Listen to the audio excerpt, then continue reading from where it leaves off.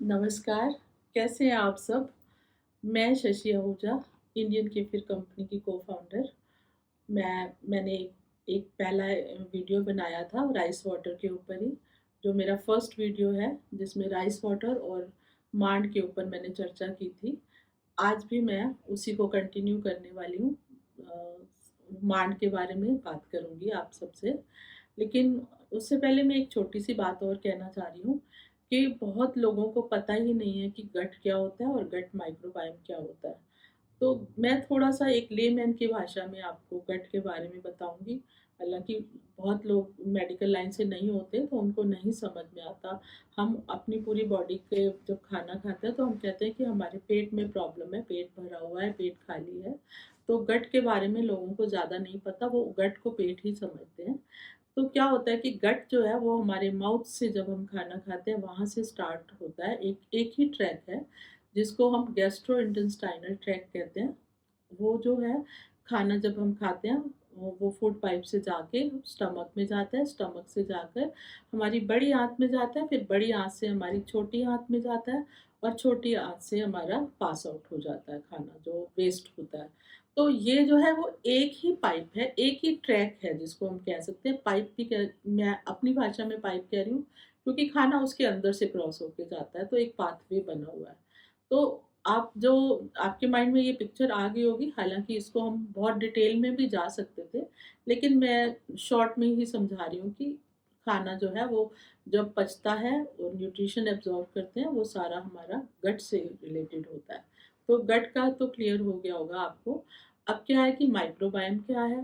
तो जो हमारा ये पूरा ट्रैक है, जीआई ट्रैक जिसको कहेंगे, गट जो है, उसके अंदर जो है बहुत सारे माइक्रोब्स, बैक्टीरिया रहते हैं और इनकी जो संख्या होती है इनकी वो ट्रिलियंस में होती है। और अगर आप इसके बारे में बहुत ज़्यादा डिटेल में जानना चाहते हैं तो अजीत बिसेन जी का भी चैनल है एक, वो बहुत अच्छा काम कर रहे हैं माइक्रोबायोम के ऊपर, आप वो भी देख सकते हैं। उसमें राइस वाटर के बारे में तो हमने पिछले वीडियो में चर्चा कर ही ली थी और मांड के बारे में मैंने बोला था कि हम मांड के ऊपर बात करेंगे।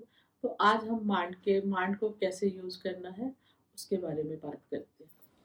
अगेन वही मैंने परमल चावल लिए हैं, अनपॉलिश्ड चावल होते हैं। इसका बस एक ही ध्यान रखना है कि जो ये चावल है, ये पुराना होना चाहिए, 1 साल कम से कम पुराना होना चाहिए और अनपॉलिश्ड होना चाहिए। कि नया चावल आया है और हमें यूज़ भी करना है, तो हम लोग उसको क्या करते हैं, थोड़ा-सा कढ़ाई में सूखा ही भून लेते हैं। सूखा भूनने से क्या होता है कि वो अग्नि तत्व मिल जाने से वो चावल का जो पचने की शक्ति होती है वो हल्की हो जाती है, तो हम उसको वैसे भी यूज़ कर सकते हैं। और अगर आपको एकदम नया मिला तो उसे भून लिया। मैं क्या करने जा रही हूँ कि मांड कैसे बनानी चाहिए? मांड का एक तो हम चावल बनाते हैं तो थोड़ा एक्स्ट्रा पानी हो जाता है। एक जो मांड हम यूज़ करते हैं उसका एक तरीका होता है बनाने का और खाने का।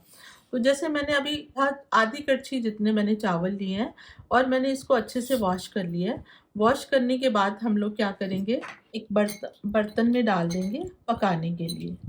अब जैसे ही मैंने ये वॉश कर लिए हैं, अब मैं इसको एक बर्तन में रख देती हूँ। ये जैसे अच्छे से वॉश करने के बाद पानी को गिरा दिया और अब मैंने क्या है, एक मिट्टी का बर्तन लिया है। आप कोई भी ले सकते हैं, मिट्टी के बर्तन का हाँ बेनिफिट बहुत ज़्यादा रहते हैं, लेकिन आप कोई भी ले सकते हैं। तो मैं इसमें लगभग 12 गुना आप पानी इसके अंदर डाल सकते हैं। जैसे मैंने आधी कड़छी ली है ना, तो ये देखिए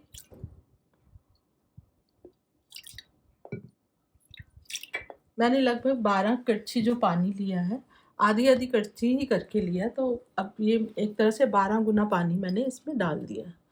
अब इस 12 गुना पानी को अब हम पकाएँगे गैस पर, तो इसका जो मांड तैयार होगा, वो बहुत हेल्दी रहता है। तो क्या है कि हम जब इसको पकाएँगे ना, हमें एक ध्यान और रखना है कि ये ढक्कन नहीं लगाएँगे, इसको खुला ही पकने देना है और बड़ी सिम पे पकने देना है। उसके बाद क्या होगा, मैं आपको पका हुआ दिखाती हूँ, जो मैंने पहले से तैयार किया हुआ है। देखो मैंने बना के रखा है, इसकी जो कंसिस्टेंसी है वो ये है, ये इतना रनी होता है, बहुत ज़्यादा पानी है इसके अंदर। प्लस एक चीज़ और भी है, ये बहुत ज़्यादा सॉफ्ट हो चुका है, बहुत ही ज़्यादा, ये देखिए जैसे आटा होता है वैसे ही सॉफ्ट हो चुका है। तो ये जो पानी होता है इसको हम मांड कहते हैं और ये जो है इसको हम फर्मेंट नहीं करते हैं। इसको अब जो पीने का तरीका होता है, मैं अभी आपको ये और दिखा देती हूँ। इसको मैं स्ट्रेन कर लेती हूँ इस मांड को।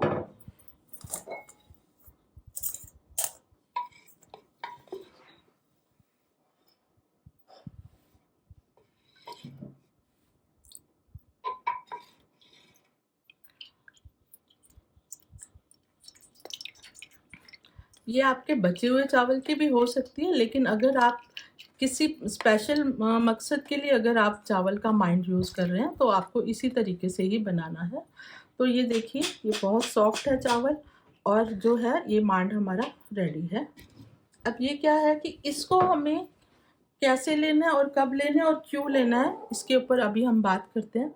ये जो मांड है, ये गरम ही यूज़ करते हैं। जैसे बनाया उसी टाइम इसको यूज़ करें, या फिर जब दोबारा भी यूज़ करना पड़े तो इसको दोबारा से फिर गरम कर लेते हैं।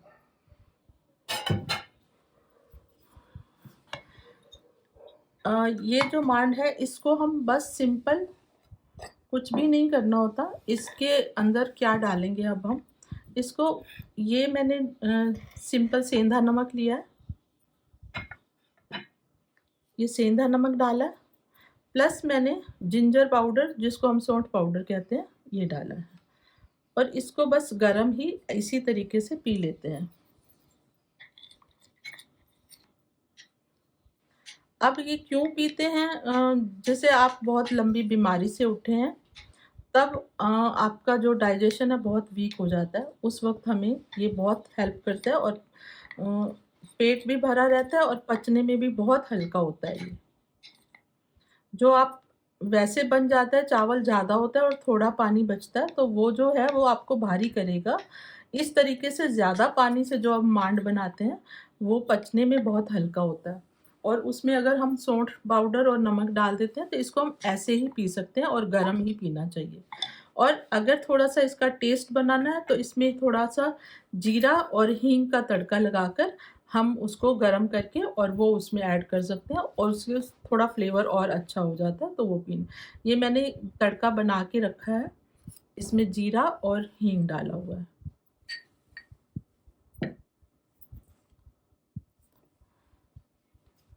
अब ये जो है, इसको हम गरम ही कंज्यूम करते हैं। आप तड़के के साथ भी कर सकते हैं और ऐसे भी कर सकते हैं। इसको लेने का क्या मकसद रहता है, क्या बेनिफिट रहता है, वो ये है कि ये हमारी जो जठराग्नि मंद हो चुकी होती है उसको खोलता है। और ये जो है, जैसे किसी को वेट गेन करना है तो भी ले सकते हैं, और नाश्ते की जगह पे इसको लिया जा सकता है। और ये भी 100 ml से 200 ml तक, 200 ml तक हम ले सकते हैं। इसका ऐसा कुछ नहीं है, लेकिन ये फर्मेंटेड नहीं है। ये अगेन मैं बोल रही हूँ, बेनिफिट सारे वही हैं। इसको जो है डायबिटिक पेशेंट ना लें तो, लेकिन इसमें बैक्टीरिया नहीं होते, बस ये जठराग्नि को बहुत अच्छे से तेज़ करता है, हमारी भूख को बढ़ाता है। तो ज़्यादातर हम लंबी बीमारी के बाद या फिर फास्टिंग के बाद इसको लेते हैं। नेक्स्ट हम बनाने जा रहे हैं राइस कांजी। जो हमने अभी राइस बॉईल किए थे, ये बहुत सॉफ्ट भी हैं, और इसमें अभी हमारा वो भी है, मांड भी है। तो अब हम इससे बना रहे हैं राइस कांजी। इसमें मैंने थोड़ा से राइस लिए, ये मांड के सहित ही हैं। अब हम क्या करेंगे, इसको जो है, इसको फर्मेंट करना है हमें। लेकिन हम जब फर्मेंट करते हैं ना, फर्मेंट करने से के बाद अगर हम इसे ब्लेंड करेंगे तो इसका बैक्टीरिया मर जाता है। तो मैं इसको पहले ब्लेंड करूँगी, उसके बाद मैं फर्मेंट करूँगी। देखिए, मैंने इसको बहुत हल्का सा ब्लेंड किया है, दैट्स इट। अब ये देखिए कि ये कैसे, मतलब इसे सॉफ्ट और एकदम मैश कर दिया है मैंने। इसके साथ हम क्या ऐड करेंगे, आप इसमें कर्ड ऐड कर सकते हैं। मेरे पास मिल्क केफिर रखा है तो मैं ज़्यादा वही यूज़ करती हूँ। ये डिपेंड करता है आपके ऊपर कि आपका राइस पतला है या थिक है, तो उसके हिसाब से आप दही को बीट करके भी ऐड कर सकते हैं और ऐसे भी ऐड कर सकते हैं। कर लीजिए, मैंने इसको एक बारी और चला लिया।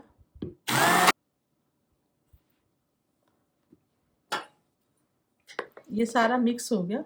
इसको मैं ओवरनाइट फर्मेंटेशन पे रखूँगी 8 से 10 घंटों के लिए।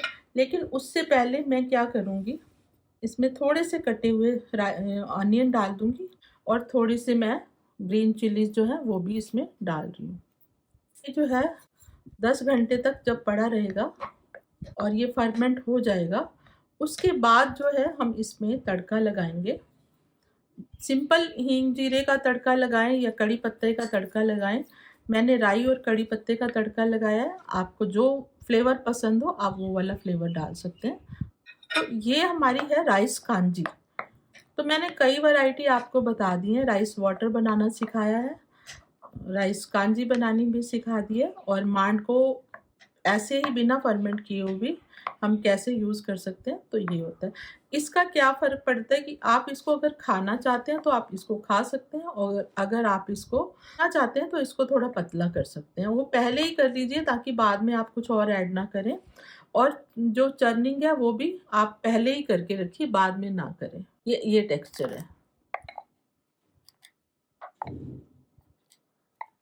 मेरी अगली जो डिश है उसका नाम है टंको तोरानी, जिसे लोकल भाषा में लोग टंको तोराई कहते हैं।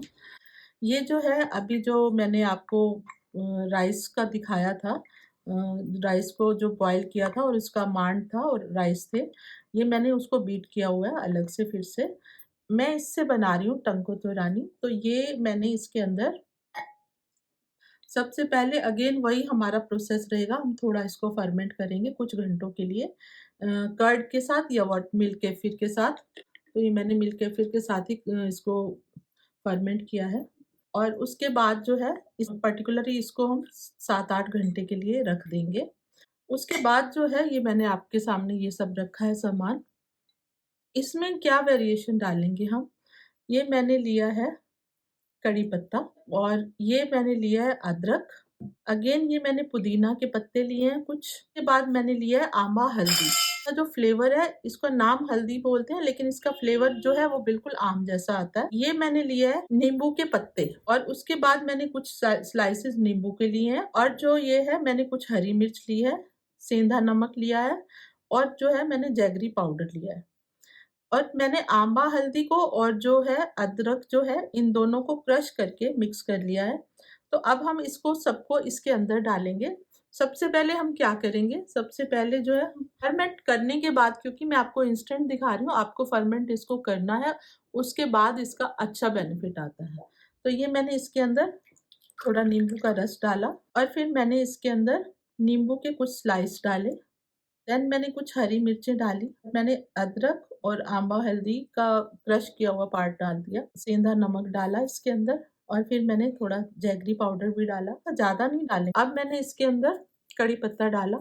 कड़ी पत्ता जो है चाकू से ना काट के आप हाथ से तोड़ेंगे तो इसका फ्लेवर हमेशा बना रहेगा, और चाकू से काटते हैं तो बड़ी जल्दी इसका फ्लेवर खत्म हो जाता है। पुदीना को भी मैंने ऐसे ही हाथ से तोड़कर, रेशो जो है आप अपने अकॉर्डिंग डाल सकते हैं, कम या ज़्यादा उससे कोई फ़र्क नहीं पड़ता। मैंने नींबू के पत्ते डाले हैं, ऑलरेडी फर्मेंटेड है, और थोड़ी देर अगर और हम रखेंगे तो, क्योंकि हमने इसमें थोड़ा शुगर डाला है, तो बैक्टीरिया को और अच्छी डाइट मिल जाती है, तो ये और ज़्यादा फर्मेंट होके इसका एक टेस्ट अच्छा सा बन जाता है। अगर आपको ऐसे नहीं लेना पसंद करते तो आप थोड़ा टाइम इसको रखने के बाद, इसको स्ट्रेन करके भी 2-4 घंटे रखने के बाद फिर आप इसको कंज्यूम कर सकते। इसका नाम है टंको तोराई। तो आज हमने ये 3 तरह की डिशेस बनाई हैं। ये एक तो हमने मांड को कैसे कंज्यूम करना है और कैसे बनाना है वो बात करी है, और दूसरा हमने बनाई है कांजी, राइस कांजी कैसे खानी चाहिए और कैसे बनानी चाहिए, और तीसरा जो है हमने बनाया है टंको तोराई, वो ये है। तो हमने आज मांड के ऊपर ज़्यादा चर्चा की है।